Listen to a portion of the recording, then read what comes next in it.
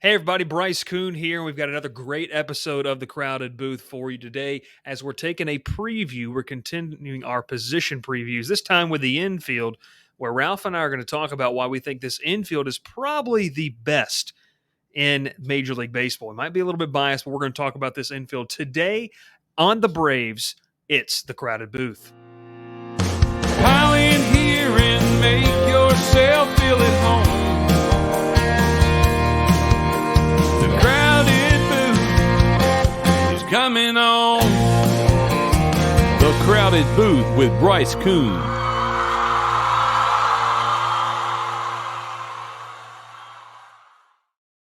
Hey everybody, Bryce Kuhn here alongside Ralph Leary. Ralph, I keep pointing this way. We need to go this way. It's okay though.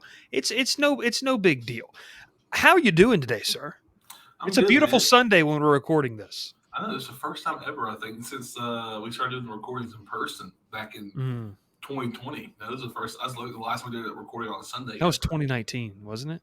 No, it was 2020. 2020. Oh man, what a time to be alive. Not really. You and yours, first me and mine. That's a horrible time to be alive. It was a really rough year. I was going to sit there and quote that entire Drake song, but I won't. Ralph, listen, before we get started today, we've seen a jump in our views, especially on one particular episode. We've seen a jump in subscribers. So here's what's going to happen. We're going to do this because we know that a lot of people might not make it through the entire episode, although that number is creeping up as well, Ralph. Ralph, people are actually watching this, and they're watching it for longer. So they must like what we're saying, or they think we're complete idiots, and they just want to judge us. I'm not sure. But hey, this is fun. I'll be honest with you, Ralph. This started off, we were just kind of posting this, whatever. And over the past couple weeks, man, it's jumped up. It's a ton of fun. We appreciate it. So make sure you hit the subscribe button. Now, listen, we had a little contest going on, which actually will end this week. One of our contests, the bracket challenge, the Crowded Booth bracket challenge. Remember, first, second, and third all get Amazon gift cards of varying amounts. So depending on what place you come in, and Ralph, I know you're not going to make it. I'm not going to make it. That's okay. I'll still take you out to lunch. No worries. I appreciate it.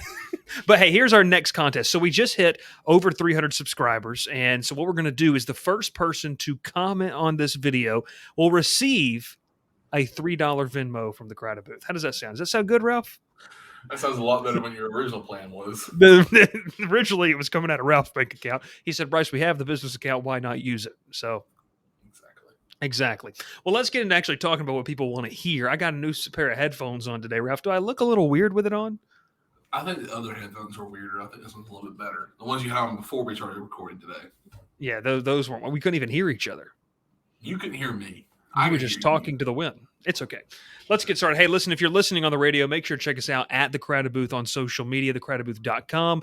And then listen, go over to YouTube. That's where we're posting all of our content as well. Doing a fantastic job. You all love the Brave stuff. So we're going to continue all the way up until opening day on Thursday, Ralph, which is Thursday. And then the Masters. Oh my gosh, we're going to be jam-packed this week with episodes. But today and right now, we're taking a look at the infield preview. And Ralph, we've talked about this so far. This is kind of one of our little 15-minute previews. This infield, Ralph, and I've got some CBS WAR projections coming up. They've got it ranked as the 5th best in baseball. Now, I'm not a big fan of wins above replacement because I'm going to tell you right now, I know that Dansby Swanson is better than Orlando Arcia, although a couple of Braves fans did not feel so last June. But I'll tell you this infield's going to be pretty dang good. Let's start with the new man where the biggest focus is going to be, and that's on Matt Olson. Listen, Matt Olson arguably is going to be a better defender. He's got a couple gold gloves, and I think this is the better play for the Braves for the long term. When you look 7-8 years, this was the better move. If you're going to replace Freddie Freeman with somebody, Ralph, defensively and offensively, there might not have been a better match than Matt Olson. I mean, yeah, you get a lefty who throws right-handed. Basically, Freddie Freeman, and golf's right-handed. You pointed that out to me. Yeah, so that was a strange thing. If you haven't watched Behind the Braves, go ahead and do it. Season 2 or episode 2's up. You see them go play golf, and Matt Olson is a left-handed baseball swinger, a right-handed golf swinger. Can't explain to you how that makes sense to me, but it doesn't. But yeah, I mean, Matt Olson is a perfect fit for the Braves. I think you basically fill in the same spot that when Freddie leaves. Mm-hmm. So you get your left-handed power bat who can hit all over the field, basically. He's going to hit, probably not as much with a 300 hitter, but he's going to hit 270, 280, 30 to 40 home runs, 100 RBIs. I mean, you're not missing anything on that one. So defensively, like you said, a couple gold gloves. He's basically MVP caliber player every year in, year out. So the Braves got a good fit. They got a good fit, Ralph. I think you put on your Instagram story the other day about the Chop House is going to have a lot of souvenirs with Matt Olson at the plate. I think to get up into kind of that jet stream that heads out to right field, that's going to be a lot of fun to watch this year. But listen, I mean, aside from what Matt Olson brings offensively, this is a guy that's won, I think, 2 Gold Gloves. He's up and coming rising star. And Ralph, I really felt like when you looked at the American League, he was probably a top 3 first baseman in the American League. Now I know Jose Abreu is out there, but between him and Vladdy, this is 2 of the big upcoming first base stars in the entire league. And so you being able to get that kind of guy, I think Matt Olson's going to just be very interesting to kind of see what he does going forward. Now, Ralph, we've talked about Matt Olson. Let's go around the horn the opposite way. Okay, we're going counterclockwise. I don't know, Ralph, that you may not understand what that means, but that means we're going the opposite way. You got that? You got that? Olson to Ozzie Albies, Ralph. I think this is one of the best second basemen in all of baseball. He continues to prove his worth. Clutch moments. He can get real funky sometimes, like really streaky, but man, he's just a great player. How do you feel about Ozzie Albies, what he's done and what he'll continue to do in your eyes? Well, I think he's gotten better every single year. Obviously, 2019 was one of his best years where he hit almost 300. He definitely dropped the batting average this past year, but had way more RBIs than he ever has. I think where he fits in the lineup is that you got to get people on base in front of Ozzie because he's gonna send everyone around the bases. I mean, he's gonna get on base. He's gonna get a home run. He's gonna get a double. You know, so he's a good hitter. I mean, he really is, and he's probably a better hitter from the right side, I think.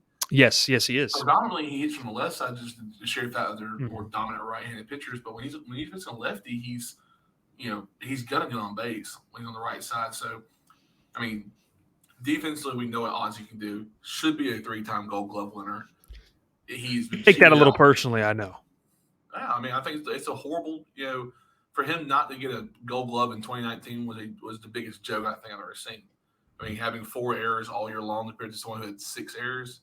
I mean, you take the 4 over 6 any day of the week. So, I mean, Ozzie Albies to me, I think he's the best defensive shortstop or second baseman in baseball as of right now.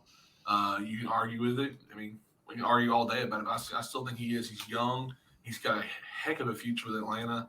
And the dude's he's a clubhouse favorite. I think if you watch his the way he acts around, the team, around fans, around his coaches, him and Ron Washington's, their connection is just so pure and so much fun to watch every time they play and they talk before games and they work hard. I mean, this infield works extremely hard and Ozzie leads that group. I feel like when it comes to hard work.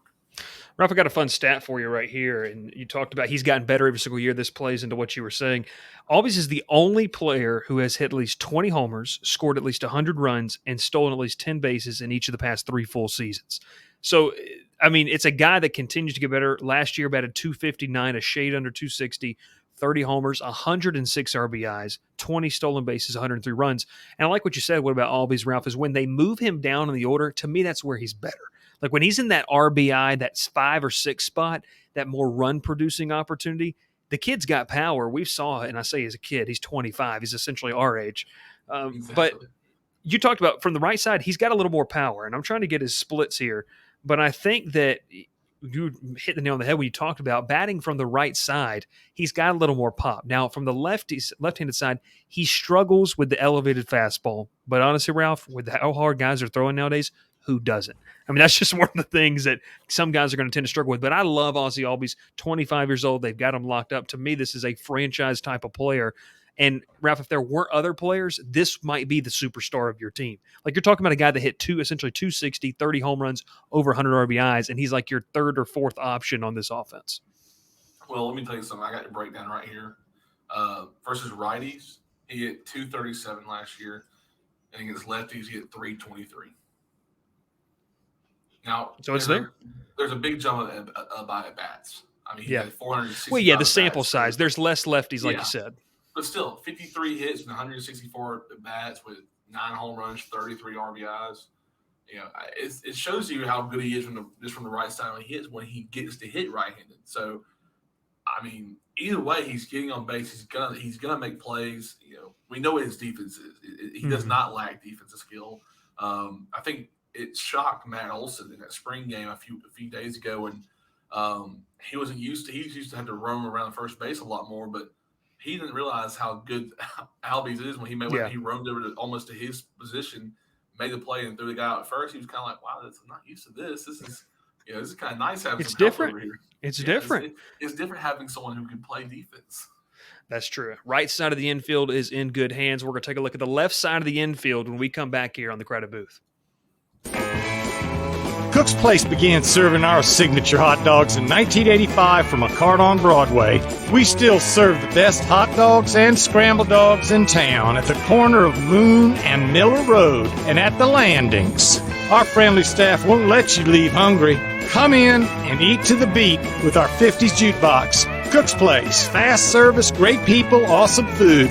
What are you waiting for? Ralph, let's continue our journey to the left side of the infield. This is a Braves infield preview here on the Crowded Booth. Make sure to hit that subscribe button. And remember, we're over 300 subscribers now, so the first comment is going to get a whopping $3 in their Venmo account. Ralph, let's talk about Dansby Swanson. It's a contract year.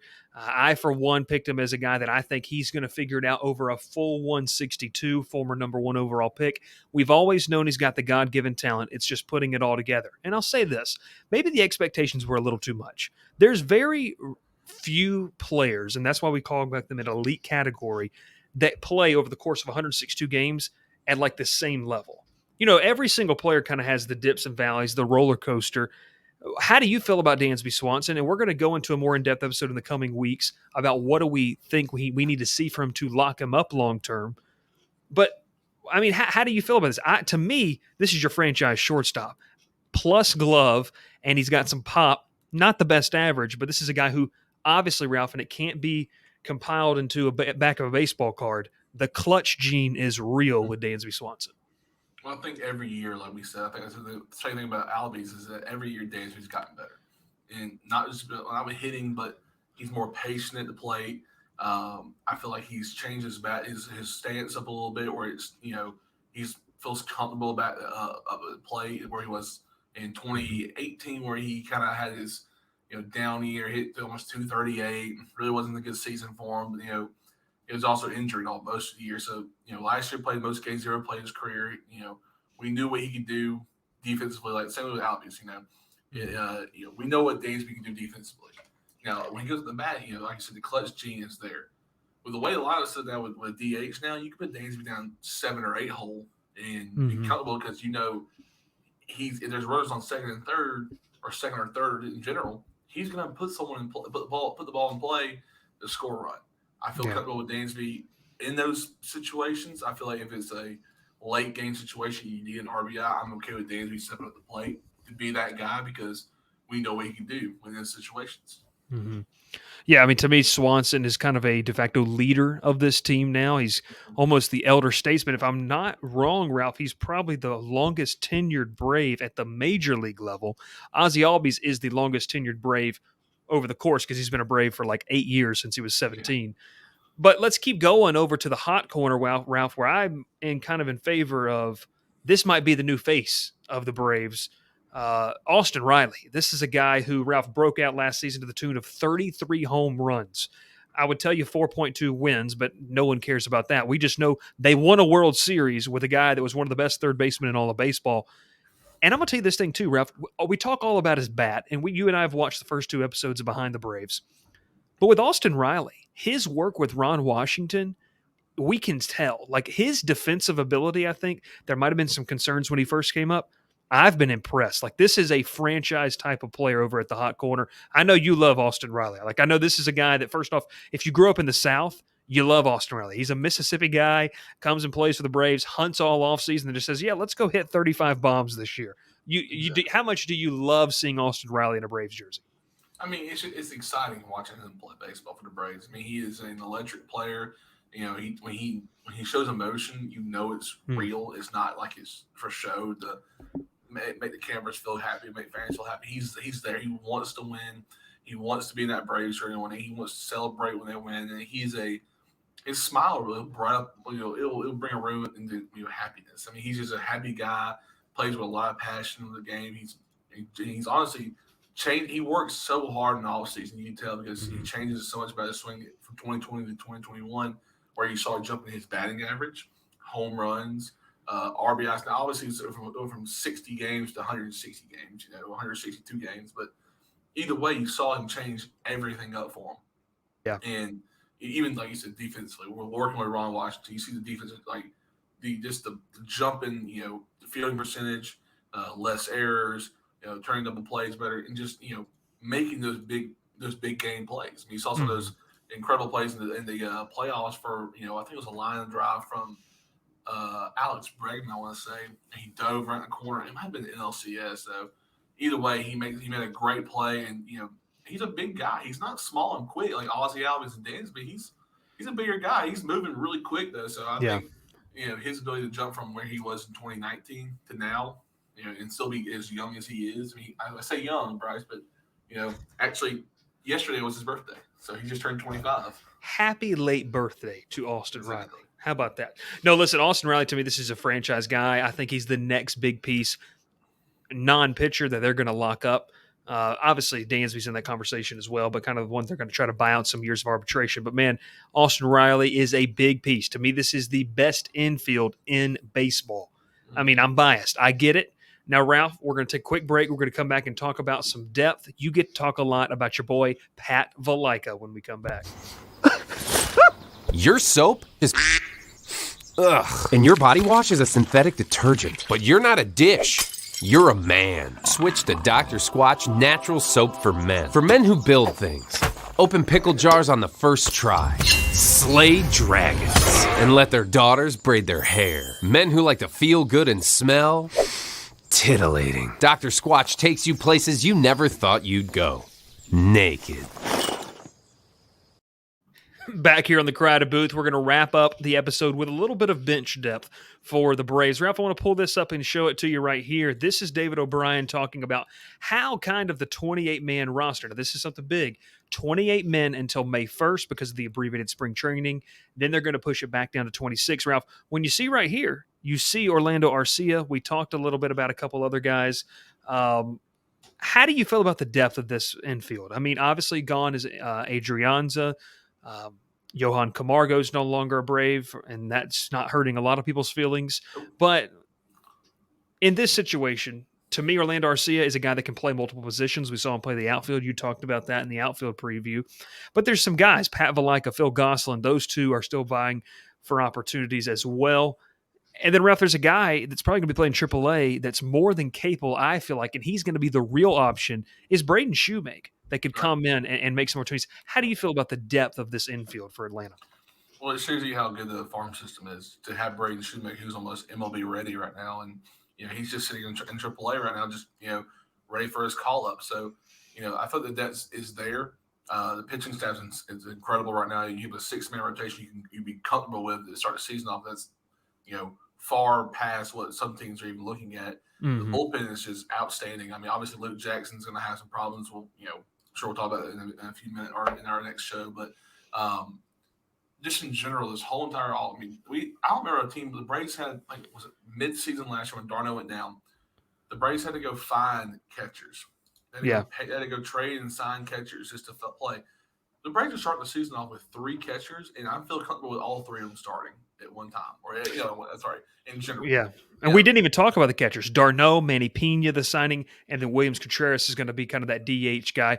I feel comfortable with all 3 of those guys. Manny Pena, we saw him when we played the Brewers in the division series. It's a guy that can hit a little bit, a guy that can field, another option. Kind of reminds me, Ralph, when they went with the Tyler Flowers, Travis Darno combination a couple years ago.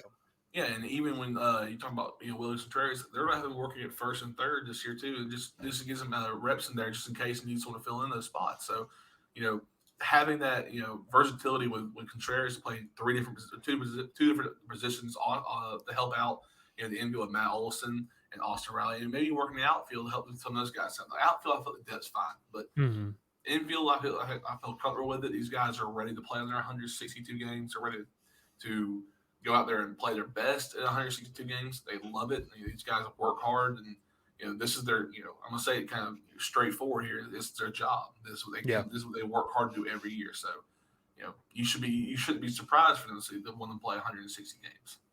Ralph, I got something to leave you with and to leave the fans of the show with. Atlanta Braves fans, you're going to be seeing a lot of this in 2022. I think some of the spots, the rest of the order, we jumbled around some, but I think he is definitely pegged in at number 2. 3-1 pitch. Squares one up, drives one to deep right center field. That one ain't coming back. Way out of the ballpark for Matt Olson. His second home run of the spring, and it's 1-0 Atlanta. Ralph, unfortunately, it was filmed on a Nokia, but we were able to see it. Hey, this is the Crowded Booth. Make sure to hit the subscribe button. We're going to be coming out with the next episode talking about the pitchers. Our favorite pitcher, Luke Jackson, is potentially in harm's way. We got to talk about that, the emergence of Darren O'Day, and Spencer Strider with the mustache. Little Huckleberry action for the young right-hander out of Clemson. We'll be talking about that and more when next episode of the Crowded Booth. Ralph Leary, Bryce Kuhn, thanks so much for tuning in. Make sure to hit the like button. It just does great things for us. Make sure to comment. Remember, the first comment receives a whopping $3 in their Venmo account. This has been the Crowded Booth. Pile in here and make yourself feel at home. The Crowded Booth is coming on. The Crowded Booth with Bryce Kuhn.